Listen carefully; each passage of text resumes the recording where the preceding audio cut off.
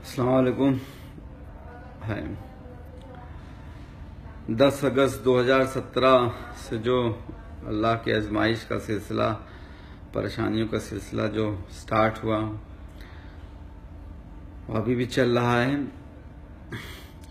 2 सितंबर 2017 को जब बकरीद के दिन मैंने सरेंडर किया था तो कितनी मिन्नतें की पुलिस वालों से कि नमाज, बकरीद की नमाज अदा करने दो, पर उसकी इजाज़त उन्होंने नहीं दी। घर में से कुर्बानी नहीं हुई, सेवैयां नहीं बनी, खाना तक नहीं बना। मेरी बीवी बच्चे थे, मेरी भाभी थी, भाई थे, तो बकरीद तो नहीं बना पाए थे। उम्मीद थी कि जेल से निकलने के बाद एक बड़ी ख्वाहिश थी कि ईद इस बार सारी फैमिली, दोनों बहनें भी आई थी, दो उनके हस्बैंड भी थे, हम चारों भाई, सभी बच्चे, अम्मी जान के साथ एक खुशियां मनाएंगे, ईद होगा।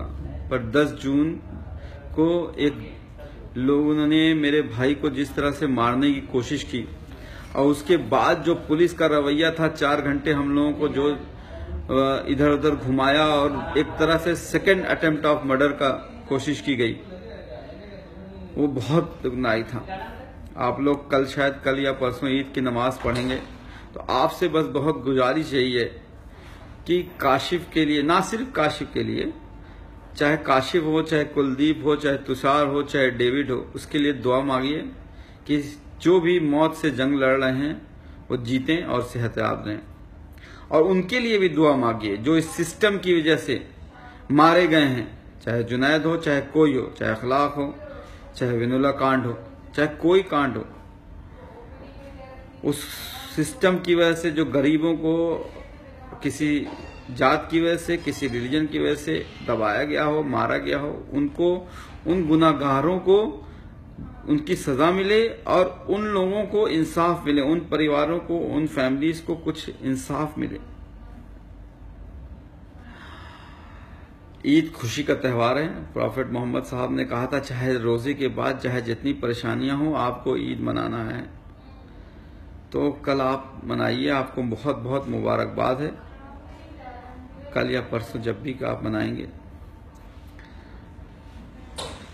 अगर सरकार के खिलाफ, सिस्टम के खिलाफ, मैं कोई अपील नहीं कर रहा हूं, जिनकी अपनी वो हो, ख्वाहिश हो, काली पट्टी बांधे बाएं बाजू पे, ताकि सरकार को पता चले कितने लोग जो हैं वो इस सिस्टम से परेशान हैं। हो सकता हो मुझे भी कहते हैं इतनी ज्यादा, शायद क्या बताऊं, कभी कभी लगता है टूट जाऊं। पर बहुत सी फिलोसफर ने कहा है कि आपको कुछ पाने के लिए, रिवोल्यूशन लाने के लिए सैक्रिफाइस करना होता है। तो मैं अपनी सैक्रिफाइस करने के लिए तैयार हूं, पर अगर आप मेरे साथ खड़े हो, आपसे गुजारिश है कि दुआओं में और साथ देने में पीछे नहीं हटिएगा, क्योंकि अभी चाहे कहते हैं ना, fight is not over, is far from over. और जैसे मैंने फेसबुक, ट्विटर, हर जगह, व्हाट्सएप पे इतने मैसेज आते हैं कि गोरखपुर छोड़ के आप यूएस चले आओ, यूके चले आओ, कनाडा चले आओ, ऑस्ट्रेलिया चले आओ, केरला चले आओ, हैदराबाद चले आओ, पर मैं गोरखपुर छोड़ नहीं सकता, अपने लोगों को नहीं छोड़ सकता, उन बच्चों को नहीं छोड़ सकता जो इनकेफ्लाइटिस से जंग लड़ रहे हैं। डॉक्टरी मेरा पेशा है, मैं उम्मीद करता हूं कि मैं उनके लिए काम कुछ कर पाऊंगा। तो बस मेरे लिए दुआ करते रहिएगा।